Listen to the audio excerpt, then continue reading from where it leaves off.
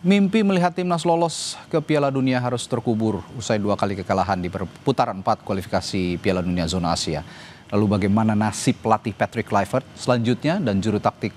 Seperti apa yang harus kita punya yang dibutuhkan oleh timnas Indonesia untuk membangun timnas yang perkasa? Kita akan bahas bersama Ketua Umum PSSI periode 2003-2011 Nurdin Halid dan juga analis sepak bola Haris Pardede yang sudah hadir di studio. Selamat malam, Bung Harpa. Selamat malam juga. Dan juga Pak Nurdin, selamat malam. Selamat malam, Assalamualaikum. Waalaikumsalam warahmatullahi wabarakatuh. Pak Nurdin, saya ke Anda dulu karena Anda juga pernah duduk di kursi Ketua Umum PSSI ya. Biasanya Pak Nurdin mekanismenya bagaimana untuk mengevaluasi pelatih timnas? Haruskah dihadirkan juga pelatih pada saat ada rapat exco PSSI nanti? Ya, jadi mungkin berbeda sekarang ya. Pada zaman saya kita tidak menghadirkan pelatih, tapi yang kita hadirkan justru manajer. Manajer itu kan merupakan penanggung jawab tertinggi dalam tim ya, bukan ketua umum PSSI-nya penanggung tertinggi, tapi itu adalah manajer tim. Itu kalau di zaman saya, manajer tim lah yang memberikan laporan tertulis maupun ketika kita rapat exco kemudian hendak melakukan evaluasi terhadap tim nasional, baru kemudian kita hadirkan daripada manajer tim untuk menyampaikan laporan. Tapi sebelumnya juga sudah ada laporan tertulis sebagai pertanggungjawaban. Nah, khusus untuk kasus yang sekarang ini, Kluivert ini, yang menurut saya hal yang perlu diperhatikan adalah pertama kontraknya. Nah, apakah dalam kontrak itu ada kesepakatan di dalam kontrak bahwa salah satu target daripada Kluivert adalah lolos Piala Dunia. Apakah itu merupakan target antara atau kemudian ada target yang maksimal, misalnya target jangka panjangnya adalah lolos Piala Dunia 2030, tapi kemudian ada target antara yaitu lolos Piala Dunia 2026. Nah, kita lihat kontraknya dan menurut saya ini harus dibuka oleh PSSI sehingga supporter, pencinta bola Indonesia juga bisa melihat secara objektif dan subjektif daripada keberadaan pelatih. Itu satu. Yang kedua, yang tidak kalah pentingnya, saya mendengar ya dan mengikuti pernyataan daripada Ketua Pemprov kalau nggak salah ya, Sumatera Utara Pak Ade Rosadi yang mengatakan bahwa ada 2 S, itu inisialnya yang berpengaruh di tim nasional. Nah, 1 S perempuan orang Indonesia, 1 S itu orang Maroko, yang merupakan juga agent daripada pemain yang duduk di bangku di bench itu sebagai official. Kalau ini betul, ini sesuatu yang tidak lazim dan ini harus diusut tuntas oleh PSSI. Kenapa bisa seperti itu? Kalau memang betul pernyataan daripada Pak Ade Rosadi seperti itu. Nah, ini yang menurut saya justru yang lebih menarik ini. Karena dari situlah awal muasal daripada seluruh peristiwa. Kalau betul bahwa dia merupakan yang sangat berpengaruh di tim nasional, saya terus terang kaget mendengar itu. Nah, yang ketiga, memang kita semua kecewa dan karena kita semua sangat mengharapkan Indonesia lolos karena kesempatan yang luar biasa sebetulnya dan peluang itu sangat besar sebetulnya. Kenapa? Karena dari sisi secara teknis ya, pemain-pemain kita itu tidak dibawa daripada pemain Arab Saudi, tidak dibawa daripada Irak ya. Oleh karena itu dari kualitas pemain kita sebetulnya bisa membawa Indonesia lolos ke Piala Dunia. Ini semua yang harus dievaluasi tuntas oleh PSSI. Begitu. Sebelum saya membahas duo S tadi lebih lanjut, saya ke Bung Harpa dulu. Bung Harpa ini adalah orang yang juga sangat mengikuti perjalanan timnas di babak 4 kualifikasi Piala Dunia. Langsung ke Jeddah ya kemarin ya Bung Harpa. Dan sebelumnya juga beberapa kali Bung Harpa juga ikut dalam laga-laga timnas yang penting begitu untuk menuju ke titik ini. Tapi saya ingin tanya juga, seberapa persen menurut Anda kegagalan timnas ini disebabkan oleh Patrick Kluivert sebenarnya? Ya, sebenarnya kalau kita lihat selepas round 4 ini ya, 2 pertandingan itu kan buat saya to the point aja ya. Sebenarnya nggak ada checklist sama sekali yang trigger untuk mempertahankan Patrick Kluivert sebenarnya. Dari segi permainan juga kita banyak loophole. Ya, line up yang ditampilkan oleh Arab Saudi kita semua tahu lah. Gak usah saya bahas seperti apa. Kemudian reaksi dia dalam melakukan pergantian pemain, dalam mengantisipasi sisi kanan yang sudah jelas-jelas dihajar terus selama 85 menit juga terlambat diantisipasi. Kemudian juga secara hasil juga kita paling buruk dari antara 6 tim di round 4. Kita hanya 0, Oman bahkan masih dapat 1. Kemudian dari segi attitude pun dia tidak menyapa fans, yang saya tahu betul bagaimana perjuangan para teman-teman di Saudi yang datang ke Stadion King Abdullah Sport City. Kemudian setelah itu pun ya mungkin tidak ada hukum yang dilanggar, tapi dia langsung nyelonong pulang juga menurut saya kurang etis.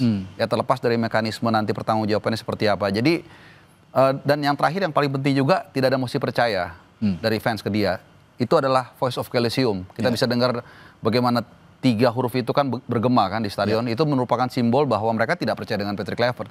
Jadi buat saya sebenarnya sebagai leader nggak terlalu susah untuk mengambil keputusan itu. Tapi memang tadi saya terima kasih kepada Pak Nurdin Halid menjelaskan mekanisme yang mungkin beliau pernah berpengalaman ya soal mengambil keputusan itu nanti seperti apa. Kalau soal ada perjanjian seperti apa saya pikir nggak ada masalah. Karena bukan hanya sekali pelatih itu dihentikan di tengah jalan. Graham Arnold, kalau kita masih ingat pelatih Australia dihentikan mungkin baru 2 pertandingan setelah 0-0 dari kita kan.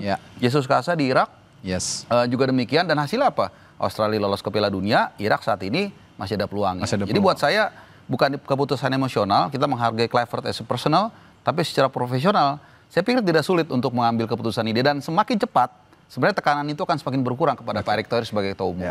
Ngomong-ngomong soal gonta-ganti pelatih, yang menarik juga Hervé Renard yang sebelumnya dipecat, sebelumnya digantikan oleh Roberto Mancini, sekarang masuk lagi dan meloloskan Arab Saudi. Jadi itu sesuatu hal yang lazim sebenarnya gonta-ganti pelatih atau juga kita kembalilah kepada pelatih yang lama. Menurut Anda? Ya, kalau untuk kita maju ke depan, mungkin saya masih belum dulu ya siapa pelatihnya.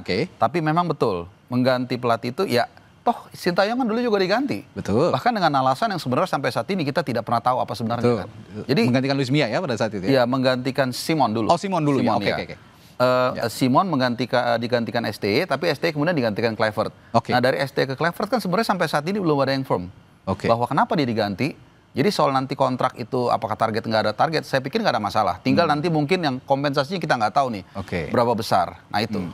Nah saya juga akan tanyakan lagi-lagi sebelum membahas 2OS tadi. Kalau kata Pak Nurdin kayaknya sepertinya berapi-api sekali untuk membahas 2OS ini. Tapi saya tanya dulu ukuran-ukuran yang diberikan untuk evaluasi pada saat nanti rapat Exco PSSI yang dihadiri kalau kata Pak Nurdin nanti cukup oleh manajer tim ya Pak Sumarji dalam hal ini. Itu apa saja kira-kira ukuran-ukuran evaluasi yang diberikan?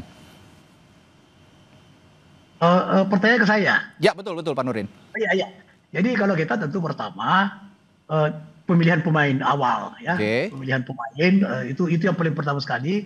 Dia memilih pemain, kemudian kedua strategi, kemudian ketiga pengamatan dia terhadap lawan dan strategi apa yang dipakai misalnya melawan tim A, melawan tim B, melawan tim C, itu semua detail harus dipertanggungjawabkan di hadapan Exco. Nah baru kemudian kita memberi penilaian. Saya dulu pernah ya memecat bukan lagi itu pertandingan sedang berlangsung waktu saya membawa tim Indonesia ke Piala AFF di Thailand tahun 2000 kalau nggak salah tahun 2000 itu pelatih nasional kita saya bertiga-tiga jalan saya pernah menjadi pelatih 2 pertandingan itu pada saat itu. Kenapa? Karena faktor tenis maupun faktor tenis sama sekali sudah tidak ada suasana tim, sudah tidak ada dinamika yang membuat tim itu bisa bermain dengan baik, bisa mencapai kemenangan. Saya langsung berhentikan pelatih itu tanpa melalui evaluasi dengan Exco. Itu resiko. Itu saya gunakan hak prerogatif ketua umum, itu ada hak prerogatifnya. Ketika itu saya waktu itu saya bukan ketua umum lagi, saya malah manajer tim. Waktu saya manajer tim nasional, saya ketua tim nasional. Saya berhentikan baru saya lapor sama ketua umum Pak Agung Gumelar waktu sebagai ketua umum. Saya lapor dulu. Kenapa? Karena kalau saya tidak bertindak ketika itu maka risikonya sama. Saya tidak bertindak pasti dihujat. Saya bertindak kalaupun tidak lolos ke final saya pasti dihujat. Maka saya ambil tindakan sehingga lolos ke final dan itu sampai Pak Agung tercengang dan membawa rombongan itu menyaksikan daripada final waktu itu. Kalau saya tidak karena sama dengan ini. Kalau menurut saya kualitas pemain kita sekarang kan sudah bertaraf internasional sudah setara dengan pemain Eropa. Nah mesti kelas pelatih itu memang kelas dunia juga. Kalau Sintayong kan kelas pelatih dunia, ya memang kemarin saya kemarin termasuk orang yang setuju diganti Sintayong, tapi bukan berarti harus Patrick Kluivert gitu. Nah menurut saya sekarang ini PSSI harus memilih pelatih yang sudah punya kualifikasi juga internasional, punya prestasi di Liga Eropa, punya prestasi di Liga di tingkat dunia. Kenapa pemain-pemain kita sekarang kan sudah pemain dengan kualitas internasional gitu. Tadi Anda menyinggung soal hujat-menghujat ya. Ini saya mengacu kepada sepertinya tuntutan supporter, tuntutan publik sepak bola Indonesia. Nah PSSI ini di era Anda pernah juga menghadapi kontroversi Pak Nurdin. Lalu dari sisi Anda sendiri bagaimana menangani tekanan dari supporter, dari pecinta sepak bola di tanah air misalnya, dan juga media terkait performa timnas yang sedang krisis seperti saat ini? Ada satu hal yang perlu kita sadari di bangsa kita bangsa bola, tapi ada karakter yang berbeda dengan bangsa-bangsa lain yang telah maju sepak bolanya. Kalau di Indonesia, kalau kita kalah, ya yang dicaci itu ketua umum. Ya. Tapi kalau menang, yang disanjung-sanjung itulah pelatih dan pemain. Itu karakteristik itu. Ya, di Indonesia seperti itu. Itu masih sampai sekarang gitu. Tapi kita mau seperti apa? Memang kita bangsa bola, di mana rakyat kita itu sangat mencintai bola ya. Sebagai seorang ketua umum harus menerima kondisi seperti itu tersebut. Karena ini agak susah kita rubah, kan itu sudah merupakan bagian daripada karakteristik daripada supporter kita, karakteristik dari pecinta bola Indonesia. Nah, menurut saya kalau sekarang ini sebetulnya ya, tidak perlu ada tekanan dari supporter. Karena kita bisa melihat sendiri. Saya sependapat dengan Pak tadi bahwa waktu melawan Arab Saudi ya, sebetulnya Kluivert itu sangat terlambat daripada menciptakan terobosan untuk mengganti pemain dalam rangka merubah situasi. Pada saat kita unggul 1-0 dan sudah ditekan habis, kemudian kan 2-3 pemain harus segera diganti. Nah, kalau itu saya setuju, tapi memang juga harus kita objektif juga, harus ada evaluasi menyeluruh itu. Tidak hanya semata-mata menyalahkan daripada pelatih. Mungkin ada faktor-faktor lain yang perlu, dan ini harus sampaikan ke publik. Sehingga publik bisa melihat juga secara objektif dan subjektif. Gitu. Dan sampai detik ini sepertinya memang belum ada penjelasan dari Ketua Umum Federasi soal tekanan terhadap digantinya pelatih kepala di Timnas Indonesia. Tapi saya ingin juga menyinggung soal tadi yang disinggung oleh Pak Nurdin, suasana tim. Saya tanyanya tapi ke Burung Harpan nih. Ngomong-ngomong suasana tim, ada yang tidak biasa hari ini dan saya melihat unggahannya kapten kita Bang Jai Itzes. Ini agak nggak biasa menurut saya. Jai Itzes jarang sekali mengunggah postingan seperti ini. Dia berkata, normally I don't post this kind of message, but I felt like it had to be done in this case, dan menyebut nama Pak Erick Thohir. Menurut Anda, ini murni dari Bang Jai, keluar dari hati Bang Jai untuk mengunggah perasaannya sebagai kapten tim, atau jangan-jangan ada tekanan dari federasi? Saya nggak bilang tekanan, tapi saya nggak bilang itu adalah murni dari dia. Karena saya berapa kali ngikutin konferensi pers, dia sosok yang sangat humble, sosok yang bukannya nggak mau take a side ya, tapi dia lebih, kita bisa lihat lah. Berapa kali kalau ada kisru, dia menengahi gitu. Jadi tipikalnya bukan yang take a side sebenarnya. Dalam arti, memang dia sendiri kan bilang, saya tidak biasa mempost seperti ini kan. Gitu. Nah, disclaimer dulu dia. Menurut saya inilah ketika seorang, ketika keputusan itu lama diambil. Akhirnya nanti ini kemana-mana nih. Atau kemudian nanti pakai lagi mungkin buzzer atau apa segala macam. Ini jadi ribut. Nah, bedanya mungkin kalau tadi karena ada Pak Nurdin kebetulan di era dulu, mungkin tekanannya nggak sampai di halaman sosial media stakeholder ya. Nah, sekarang kan benar-benar ke halamannya kan. Ke sosial medianya beliau, ke Pak Ketua Umum saat ini segala macam. Jadi akan lebih terasa. Maka semakin lama dia mengambil keputusan, ya walaupun itu mungkin keputusannya bagus, itu tembakan-tembakan akan terus diarahkan ke dia. Padahal tadi sudah saya mengatakan, menurut saya ya, dan juga orang-orang melihat bahwa PK ini nggak capable, dan tidak ada satupun checklist yang bisa untuk mempertahankan dia. Jadi buat apa buying time sampai akhirnya tembakan itu jangan-jangan nanti malah ke arah yang macam-macam nih. Jadi menurut saya seperti itu. Nah sekarang saya bertanya tadi yang disinggung oleh Pak Nurdin, jangan berapi-api, duo S tadi yang disebut Pak Nurdin. Nah, saya akan tanyakan nanti setelah jeda ke Bung Harpan nih. Duo S ini seberapa berpengaruhnya mengganti sosok Sintayong menjadi Patrick Kluivert sebagai pelatih kepala timnas kala itu. Saya akan tanyakan hal itu sesaat lagi di Sapa Indonesia Malam. Tetaplah bersama kami.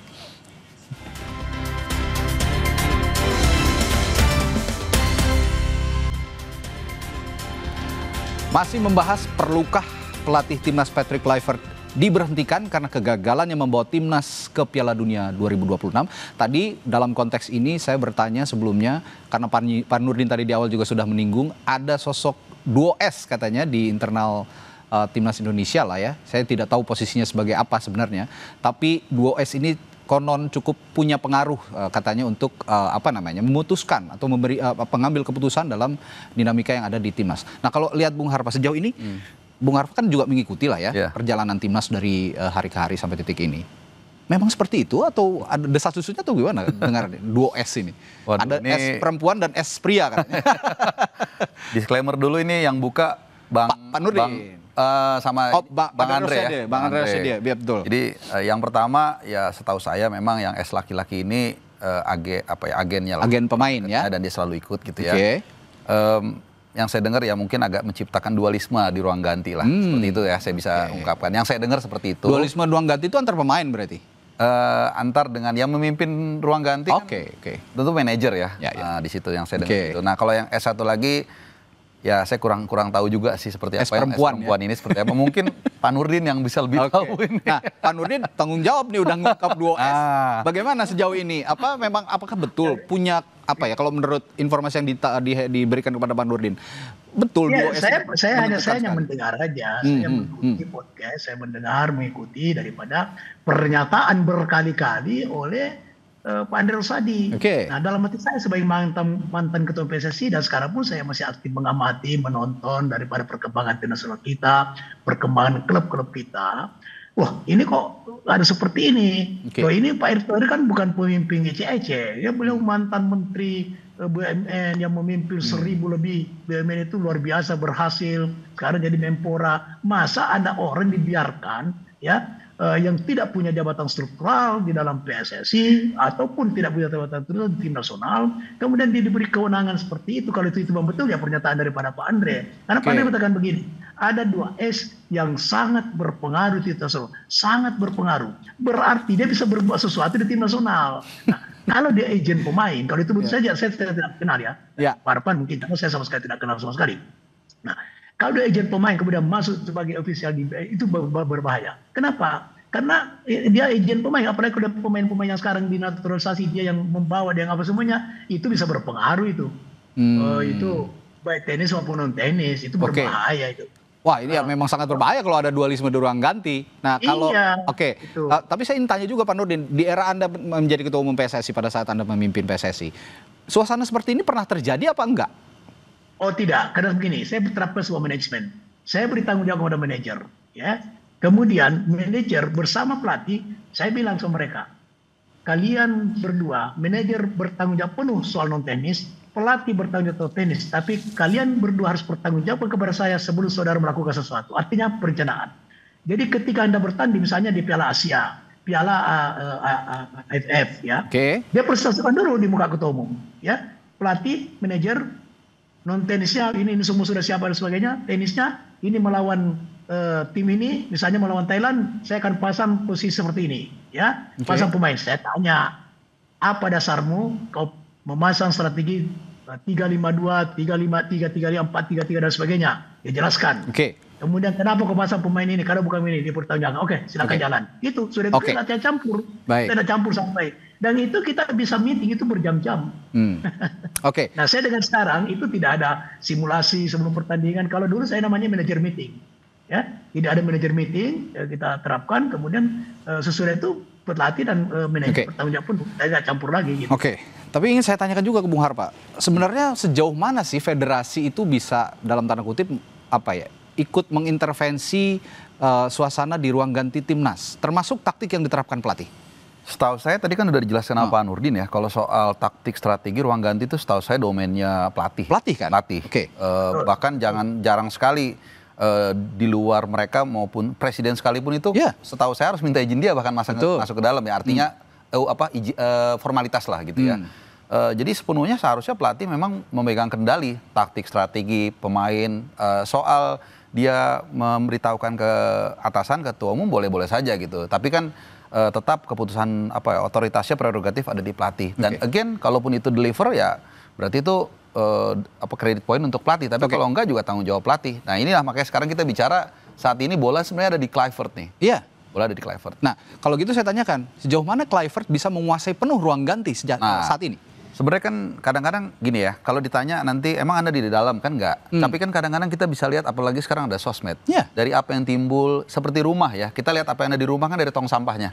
Nah dari situ kita bisa lihat ekspresi wajah mereka, dari misalnya kemarin kita bisa lihat Alex Pastur wajahnya bagaimana dengan Kluivert. Tidak ada chemistry di pertandingan lawan Irak. Kemudian ada postingan dari Justin Hapner yang kita semua tahu isinya, kita semua tahu siapa yang harus ada di lapangan. Itu kan menunjukkan ada dinamika ya. Dinamika ini kata halus sebenarnya. Ada riak-riak di dalam ruang ganti yang mungkin itu adalah puncak gunung es. Dan setelah itu kan di take down dan itu sudah diafirmasi oleh Pak manajer kan, Pak Sumarji. Ya dia dinasehatin untuk di take down, dia sudah minta maaf. Artinya kita tahulah 99% itu ada masalah di ruang ganti, dan setahu saya juga ruang ganti itu kalau sudah tidak solid itu udah paling bahaya. Seburuk-buruknya pelatih adalah kalau dia bisa menahan, mengontrol ruang ganti. Kalau sudah pecah, mau isinya bintang semua juga nggak ada gunanya. Nah, tapi bicara friksi di ruang ganti, apa suasana yang tidak nyaman di ruang ganti, sebenarnya tidak saat ini saja terjadi. Pada saat era STI juga saya paham betul. Sebenarnya ironis, Mas. Kenapa? Ketika dulu dikatakan ada masalah ruang ganti dengan A, B, C, D, ternyata kan sudah diklarifikasi sama Calvin Verdong dan juga Ragnar bahwa itu tidak ada. Ya, hanya ada satu pemain yang Bang Andre juga dia mengungkapin itu. Pilih dia atau saya. Nah, itu kan urusan Bang Andre tapi ya, bukan kita. Nah, justru sekarang yang kita lihat lebih nyata itu keluar. Soal dinamika itu sebenarnya sangat normal. Tidak ada kita tempat kerja, bahkan dulu kalau kita masih ingat, Ferguson itu sampai lempar sepatu ke alisnya Beckham sampai berdarah kan. Tapi ya selama itu deliver, selama tidak ada hukum yang dilanggar, selama tidak dia fitnah dan lain-lain, ya itu bukan urusannya ketua umum. Yang penting apa hasilnya apa? Kita bisa lolos Piala Dunia, terserah mau cara apapun. Friksi pemain dan pelatih itu sudah biasa terjadi.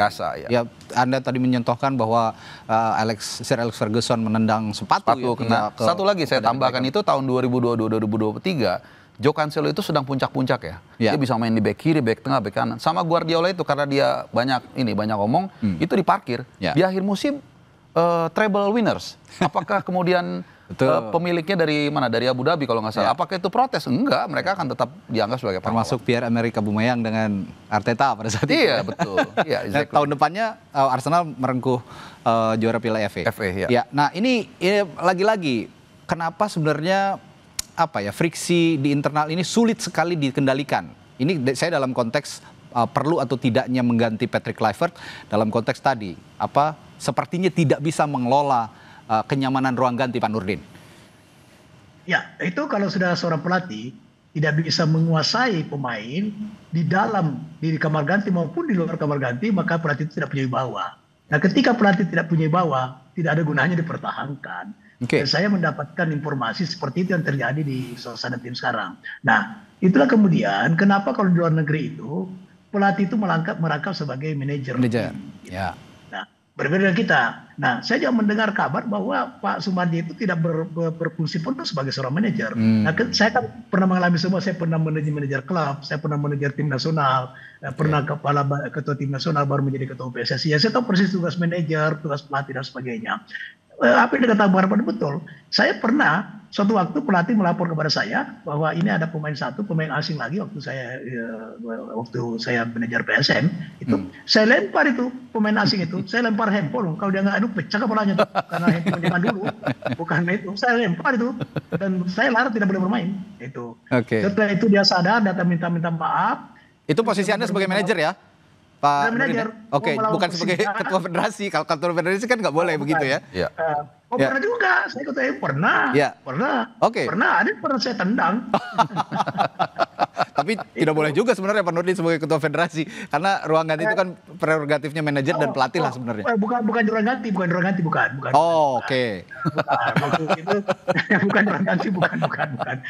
Pada saya ruang ganti itu udah pernah saya campur. Sebelum ke ruang ganti, jauh sebelumnya misalnya mau pertanding jam 7 malam, jam 3 sore kita sudah manajer meeting. Termasuk saya ketua federasi, saya bawa Piala Asia di Lebanon tahun 2000. Itu semua sekjen PSSI apa semua selar berhubungan dengan pemain dan pelatih. Itu manajer meeting silakan berbicara, kita diskusi. Waktu manajer meeting itu jam 7 main, jam 3 sore kita manajer meeting 2 jam. Setelah itu pemain istirahat, tanggung jawab pelatih penuh. Saya sekarang ingin beranjak kalau memang perlu diganti siapa sosok yang tepat, dan karena mengganti pelatih ini juga harus hati-hati. Tidak boleh serampangan, ya yang serampangan dilakukan ya seperti yang saat ini terjadi, yang dialami oleh timnas Indonesia. Nah, kira-kira ya saya belum mau bicara siapa pengganti, tapi kalaupun diganti, kita mempertimbangkan prinsip kehati-hatian. Siapa yang sosok yang tepat? Apakah Alex Pastur atau Denny Lanzat yang selama ini mendampingi Kluivert atau bagaimana? Karena Piala Asia dekat, tidak lama lagi. Setahunan kurang dikit, setahunan lebih berapa bulan ya? Karena kan 2027 awal. Gini, ada 2 opsi besar untuk melihat pelatih baru kalau memang Patrick Kluivert dipecat. Pertama, replanting semua nih. Di sapu bersih, itu akan membuat suasana baru. Tapi konsekuensinya besar. Karena ini kan total tim kepelatihan kalau nggak salah ada 18 atau berapa gitu. Ini kan pasti ada klausul ataupun impact hukum yang harus laksanakan kan, apa namanya, kompensasi dan seterusnya. Tapi mungkin bisa ada freshness, ada lebih segar, ada sesuatu yang baru. Atau yang kedua, alternatifnya adalah menaikkan Alex Pastur sebagai ketua umum lagi, sebagai pelatih. Pelatih kepala. Nah, artinya mungkin hanya dealingnya dengan Kluivert kompensasinya. Saya nggak tahu berapa, tapi pasti lebih kecil kan. Sehingga satu, secara teknikal kompensasinya nggak terlalu besar. Yang kedua, kita tidak mulai dari nol juga. Nah yang ketiga, itu yang saya pikirkan. Kemudian bulan November nanti kan seharusnya kita ada FIFA match day nih. Mungkin ada 2 pertandingan. Di situ kita bisa lihat siapa tahu dia proven, siapa tahu dia mungkin bisa mengambil hati fans, ini kan penting juga. Bisa aja dilanjutkan. Nah, balik lagi ke yang alternatif pertama. Kalaupun mungkin Pak Ketua Umum yang sekarang saya tahu lagi pusing mengambil kebijakan drastis dengan sapu bersih, cuci gudang, maka pastikan pelatihnya itu yang memahami karakter Asia. Lihat bagaimana Saudi memilih Herve Renard, itu jagoannya melatih tim-tim negara di Asia dan Afrika. Dia membawa Zambia juara Piala Afrika, membawa Pantai Gading juara Piala Afrika. Lihat Graham Arnold, bagaimana dia walaupun saat ini belum berhasil lolos Piala Dunia, tapi mereka masih ada peluang.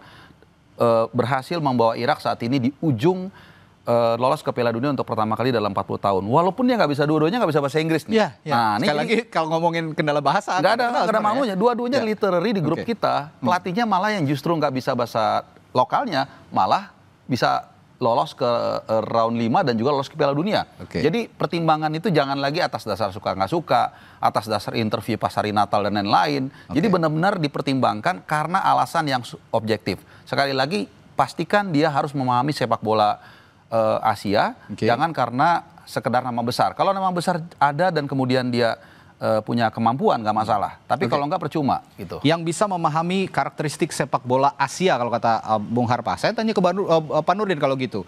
Alex Pastur, Dani Landset atau jangan-jangan STY? Pak Nurdin. Kalau saya jangan tanggung lah dari pelatih yang qualified sekelas Mourinho gitu. Tapi kalau kata Bung Harpa, nama besar bukan jaminan loh Pak Nurdin. Tanggung. Kenapa? Karena itu ada impres, ya. Namanya Pak Jokowi ada impres untuk pembangunan sepak bola Indonesia. Ini bisa digunakan impres ini untuk membangun sepak bola Indonesia. Tidak usah tanggung-tanggung, ambil udah pelatih yang sekali Mourinho gitu ya, yang mempunyai prestasi, berpengaruh, berwibawa, punya harisma.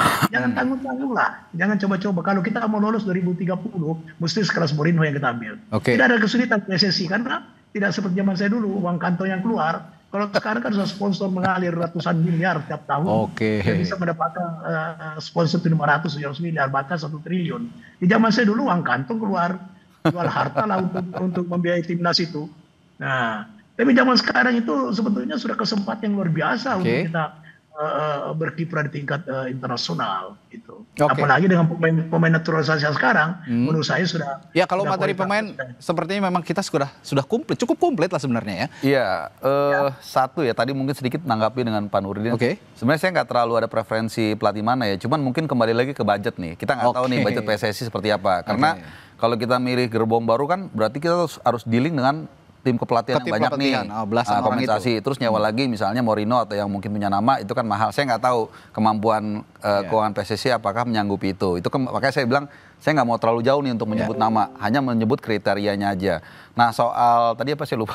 Ya pemain-pemain yang. Pemain iya. Sebenarnya kalau kita lihat bandingin dengan Irak aja, dengan Arab Saudi deh. Itu pemain kita kan bayangin Emil Laudero. Itu benar-benar perform di Serie A loh, 4 kali pertandingan, Cremonese luar biasa, ngalahin AC Milan di San Siro pertandingan pertama. Kita tahu lah kapasitasnya. Calvin Verdong main di Liga penghasil juara Liga Champions. Mengalahkan AS Roma. Mengalahkan AS Roma, kesayangan saya di Roma. Kemudian siapa lagi? Bang Jai Ses, main di Sassuolo dan sekarang ada di papan tengah. Kemudian siapa? Kevin Dix, main di Mönchengladbach. Kemudian Ole main di Liga Championship Division di Liga 2 Inggris. Sebenarnya pemain kita top. Makanya Bu Harpan pelatihnya jangan sampai kelasnya kelas di bawah dari poin itu. Iya, memang betul. Perlu juga memang pelatih yang punya dihormati. Ya. Karena uang ganti itu kan soal impres juga. Ya mau kita sejago apapun taktiknya, kalau kita tidak punya impres memang susah juga. Ini menarik. Dihormati, kalau kata Bung Harpa tadi, memahami karakter Asia. Saya tambahkan, tidak gampang diintervensi. Setuju nggak Pak Nurdin? Setuju nggak Pak Nurdin? Setuju, karena memang pelatih tidak boleh intervensi, tidak boleh. Zaman saya tidak pernah mengintervensi sama sekali pelatih, apalagi turun ke pemain. Tapi sebelum pertandingan, itu jauh sebelum pertandingan, itu dia memberikan dulu pertanggungjawaban perencanaan kepada ketua umum bersama Esko, jelaskan, khususnya Badan Tim Nasional. Badan Tim Nasional itu kan saya bentuk pada saat itu. Nah, perencanaan seperti apa? Nah, program seperti apa? Itu dari awal sudah saya ikuti programnya itu gitu. Oke, baik. Ini kalau saya mau bicara kasih waktu, sebenarnya waktunya harus apa ya? Harus sesegera mungkin. Ini terlihat dari unggahannya Kapten Timnas kita Jay Ises yang sepertinya membutuhkan segera keputusan dari federasi untuk bagaimana bersikap ke depannya untuk menangani timnas Indonesia yang akan menghadapi event-event besar juga di sepak bola internasional. Terima kasih Pak Nurdin Halid, mantan Ketua Umum PSSI yang sudah bergabung di Sapa Indonesia Malam, dan juga Bung Haris Pardede sudah hadir di studio Sapa Indonesia Malam hari ini. Kita jumpa lain waktu. Sampai jumpa lagi. Selamat malam Bapak-bapak.